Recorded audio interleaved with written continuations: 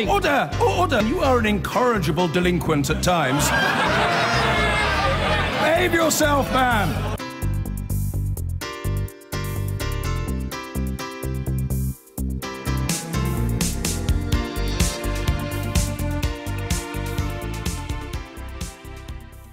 There were heated scenes in the High Court this afternoon as the parents of the terminally ill baby, Charlie Gard, returned with lawyers to present new evidence of an experimental treatment in America they say could help him. Great Ormond Street Hospital in London, which is treating the boy, says the therapy is unjustified.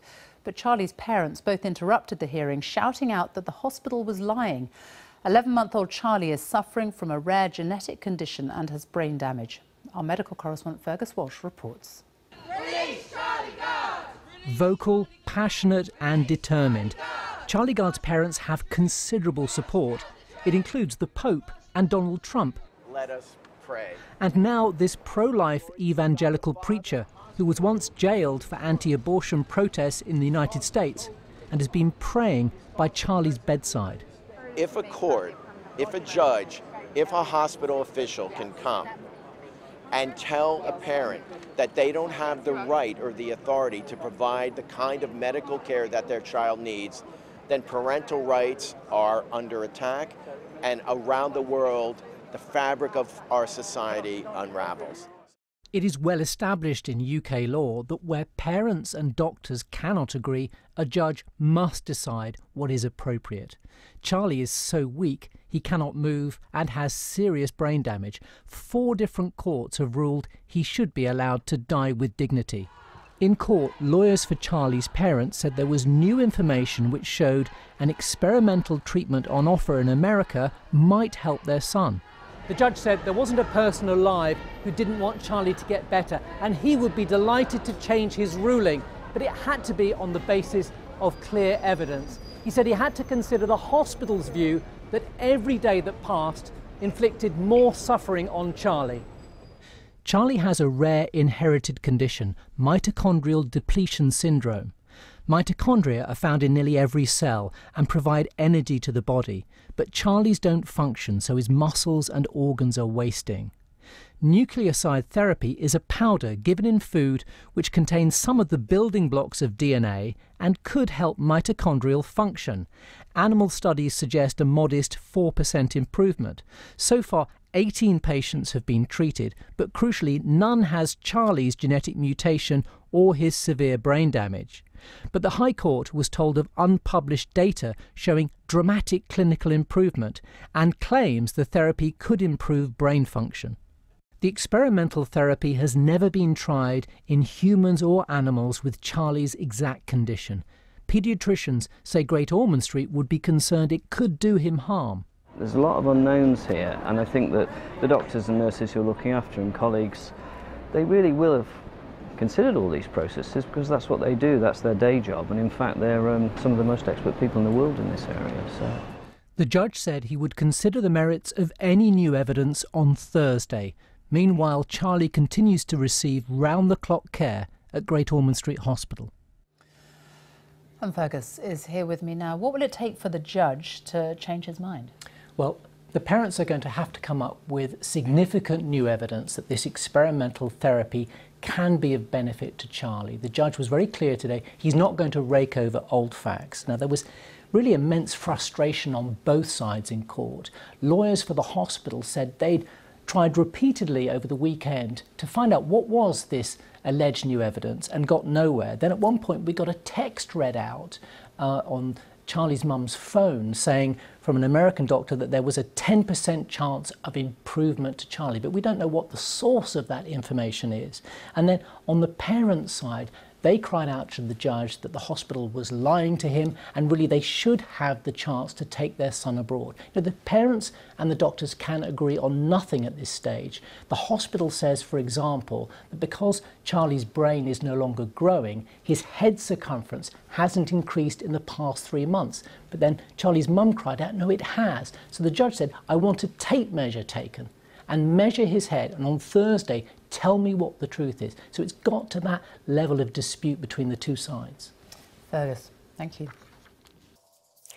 Now, the parents of the terminally ill baby, Charlie Gard, are being given until Thursday to set out new evidence which they believe will make a High Court judge look again at their case. The couple want to take the child to the United States for experimental treatment, interrupting today's court hearing and telling the judge, "He is our son, please listen to us." Our health and social care correspondent Victoria MacDonald was in court. The parents of baby Charlie Gard arrived at the High Court this afternoon for yet another hearing in this increasingly tense and heartbreaking case. It revolves around whether the 11-month-old with a rare genetic condition can be saved, whether there is a treatment for him, or whether this is prolonging his agony. This is a case that has attracted enormous international and media attention. But it came back to the High Court today because Great Ormond Street Hospital said on Friday that they had, at the very last minute, received claims of new evidence that there was a treatment that could help the little baby. What that new evidence, though, is, nobody yet knows. Outside, pro-life groups made their presence loudly known. Inside, Mr. Justice Francis, who ruled in April that Charlie should be allowed to die with dignity, said he would consider any new evidence but would not rake over old facts.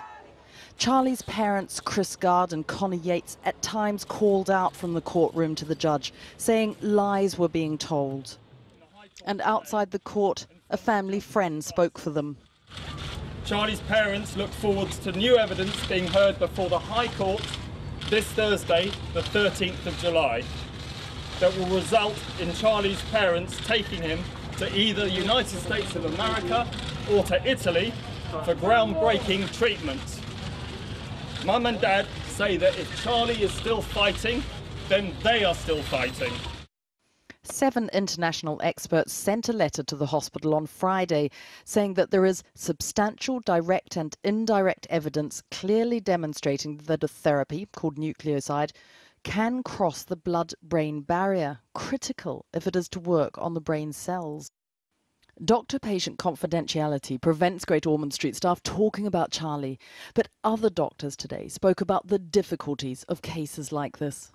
Nobody for 1 second would want to be in the place of Charlie's parents and can't imagine what they're going through, and there can be absolutely no doubt that their goal is to do the best by Charlie. Well, actually that's true of the professionals as well.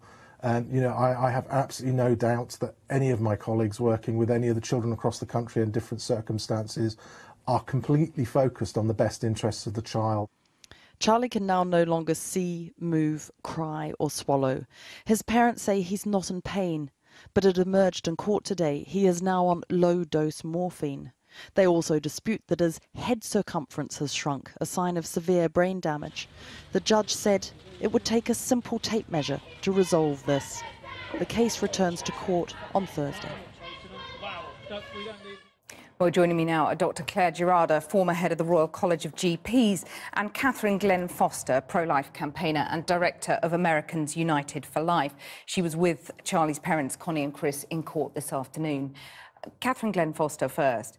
When doctors say that Charlie has severe and irreversible brain damage, he can't see, he can't hear, he can't move, cry or swallow, doesn't that quality of life call into question the wisdom of this continued legal battle? Well, first, thanks so much for having me. And I think what's key to remember here again is that Connie and Chris, like any parent, want what's best for their child. And they want a second opinion. They want to give Charlie a chance. So even as we speak, there is a team of medical professionals who is reviewing Charlie's medical records and re-examining that evidence in order to determine if Charlie actually does have that irreversible, significant structural brain damage that has come out. But we know he can't see or hear or swallow or move. I'm just asking you about that quality of life, whether it is fair on him to continue this legal battle. Well, I think the real question, though, is whether he has a chance to improve. And being told that he has that up to 10% chance to significantly improve, then that would be something that his parents, Connie and Chris, really do want to pursue. Claire Girarda, that's the point, isn't it? While there is still this chance, potential, the parents' doctors say, the parents' lawyers say, for a dramatic clinical improvement, they're going to fight for everything, aren't they? They are, of course they are. If there's any chance, any hope, any parent would fight. Unfortunately, it's not as easy as that. And as a GP, I'm not an expert in mitochondrial disease, and fortunately what we're seeing is very, very rare. But what you have to do is you have to take the best evidence. You have to weigh up that evidence given by the best experts. And we know from your piece and from what I've read that international experts from right across the world have given the best expert evidence that they can. You then finally have a judgment.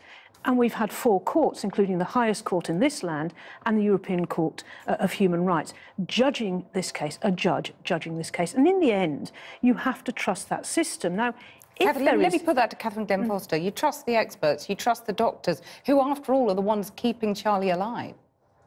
Do I trust them? Well, I'm just thinking, don't you have to trust them? Don't the parents have to trust the doctors? I think that it's integral to the system that that parents and in fact anyone can also seek a second opinion, or else the first doctor that you go to see determines your fate. I don't know this case, the ins and outs, but I would bet my bottom dollar that this child has had lots of second opinions. I would bet maybe the child hasn't moved, but his case would have moved, and maybe even some of the blood tests, the case notes will have moved and would have been looked at in great depth, if I know Great Ormond Street, by the best experts in the world, independent experts. And we also have to say, Great Ormond Street have no vested interest in this. We have a National Health Service. This isn't their money. This is, the parents aren't paying for the healthcare. There are no vested interest. The only interest is the interest of that little baby.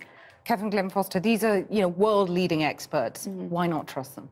Well, there are other world-leading experts who have the opposite opinion, who are coming out, hospitals and doctors around the world, who are in fact saying that young Charlie does have a chance and should be given that chance. And that's when the judgment will happen. So the judge will look at this new evidence, and again, I only know what you know, which is there isn't new evidence, this is existing evidence. We'll look at this evidence and say, is this evidence realistic? And does it realistically give a chance for Charlie to live any quality of life at all? Isn't the sad reality that pro-lifers like yourself are jumping on a bandwagon here, and that Charlie is now being used as a sort of ideological football, which is a horrendous state of affairs, isn't it? Certainly not. In fact, there's that talk about hope.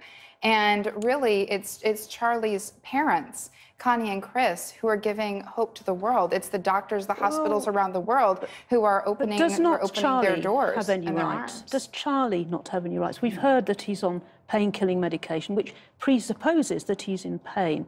He has rights, and unfortunately there is very rare situations where the state has to take over from the parents who might want the best for their child, but unfortunately the best for their child might be to allow that child to die with dignity. And to be fair, I don't think you've seen the bundle of evidence. I don't think you've been sitting in the courts over the last few months looking at what the judges have been looking at, weighing up that evidence right across this country and overseas.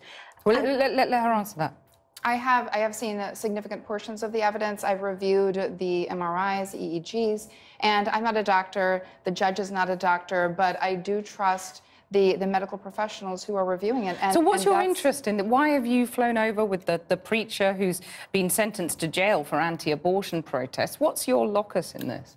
Well, when Connie and Chris reached out and said that they needed us to come over, I couldn't say no. They had a family friend in the United States who had reached out, put us in touch with Connie and Chris. Catherine, you could say no. I mean, I'm not sure it's very helpful to come over and interfere in this case. I can understand the Pope interfering. I mean, after all, the Pope believes in miracles, and that's why he's the Pope. Well, Connie and Chris asked us to come alongside them. But you're now appearing in media, we've got pro-lifers outside the High Courts. This is now turning into some sort of media circus, when actually what we've got is a little boy and distraught parents who should be doing the best for that little boy, based on best evidence. If the judge on Thursday says this child is fit to travel to America, fine, I trust the judge, but that's the person that should make the decision, not people howling outside High Courts and making this a circus. Quick response to that? Well, I certainly don't know the hearts or motivations of anyone outside the High Court, but I will say that there is this swelling interest around the world, because one of the core principles that unites us all is the family, is the right of parents to make a decision. And I think any family would be doing this would be trying to give their child a chance to the best of their ability. But even in America... I'm really sorry, Claire, we have to end it there. Claire Gerarda and Catherine Glenn Foster, thank you very much, both of you, for joining me.